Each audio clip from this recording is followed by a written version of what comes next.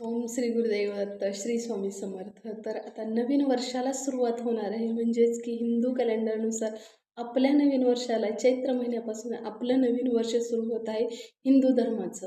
तर जानेवारीपासून आपलं नवीन वर्ष सुरू होत नाही.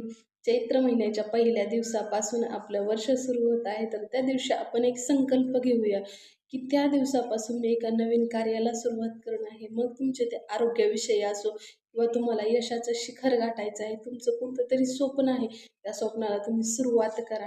आणि वर्षाच्या शेवटाला बघा रिझल्ट भेटलेला असेल, पण त्यासाठी तुम्हाला सातत्य ठेवून 1 वर्ष असे प्रयत्न करायचे आहेत, की तो उगवत्या सूर्याला नमन करून तुमची सुरुवात झाली पाहिजे सकाळची, की त्यासाठी तुम्हाला खूप धडपड करावी लागेल. रात्रीचा दिवस एक करावा लागेल. तो संकल्प ठेवा मनामध्ये. त्या यशाचं शिखर गाठेपर्यंत प्रयत्न सोडू नका.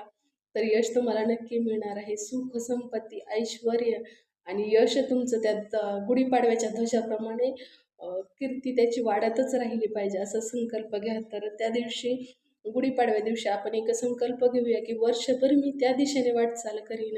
नूतन वर्षाच्या तुम्हाला खूप खूप शुभेच्छा देते आणि तुमची यश, कीर्ती अशीच दिवसेंदिवस वाढत राहो. तरीही तुम्हाला मी शुभेच्छा देते. तर नवीन वर्षा दिवशी संकल्प घेऊन तो वर्षभर पाळण्याचा प्रयत्न करू आणि त्या दिशेने वाटचाल करू. तर यश तुम्हाला नक्कीच भेटणार आहे.